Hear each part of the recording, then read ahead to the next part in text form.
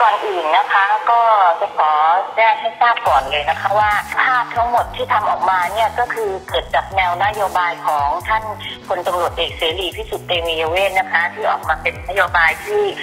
พรรคเสรีรวมไทยเนี่ยทำขึ้นมาทีนี้เป็นตัวหนังสือเฉยๆเนี่ยก็คิดแล้วว่าโพสต์ออกไปอย่างนี้มันก็ไม่เล้าใจใช่ไหมคะแล้วก็ไม่ประทับใจเด็กวัยรุ่น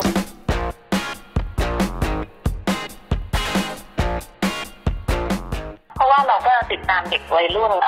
คนรุ่นใหม่เนี่ยนะคะก็เลย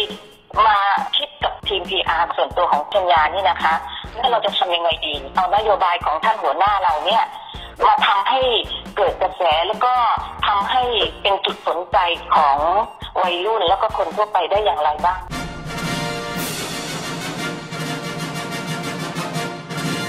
ความยากจนที่เกี่ยวกับประตูที่เราแขวนไว้ใช่ไหมคะเกี่ยวกับว่าหยุดที่หยุดความยากจนใช่ไหมคะเกิดไอเดียความคิดปิ้งขึ้นมาว่าเราจะออกในแนวสนุกสนานน่ารักอะไรอย่างเงี้ยนะคะก็เลยนึกถึงสื่อสมัยก่อนเนี่ยมันมีหนังสือการ์ตูนเล่มหนึ่งที่ทำเป็นล้อเลียนความยากจนแบบนี้แล้วมันก็ขำขันสนุกดีนะคะเราก็เลยเกิดแนวคิดว่าเอา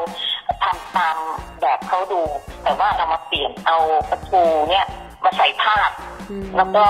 แบบยืนทานข้าวเปล่าใช่ไหมคะก็จะสื่อให้ทุกคนเห็นภาพแล้วก็นึกจินตนาการไปได้เลยว่าภาพนี้สื่อให้เราเห็นความยากจนอย่างไรแม้แต่ปลาทูเนี่ยเราก็ยังไม่สามารถที่จะกินเนื้อมันได้เราก็ดูได้แต่รูปภาพ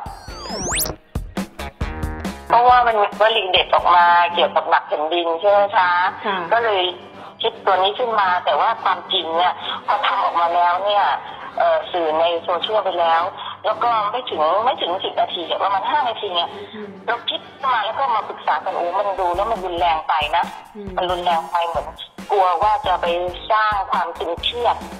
มันถ้ามันรุนแรงหน้าตามันรุนแรงไปอย่างนี้ก็เลยลบภาพนี้ออกจากโซเชียลไปแต่ก็ไม่ทราบว่ามีการก๊อปกันไปเรียบร้อยแล้วอย่างนี้ไม่ทราบจะทำยังไงเนาะ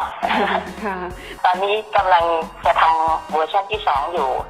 เวอร์ชันแรกนั่นคงไม่นำมาใช้แล้วค่ะจริงๆแล้วนโยบายของพรรคเสรีรวมไทยเนี่ยเราก็อยากจะสร้างความปรองดองนะคะแต่ว่าความปรองดองของเราเนี่ยเราก็ต้องชี้แจงในสิ่งที่มันเกิดขึ้นในบ้านเมืองของเราให้ประชาชนได้รับรู้ว่ามันเกิดอะไรขึ้นใช่ไหมคะ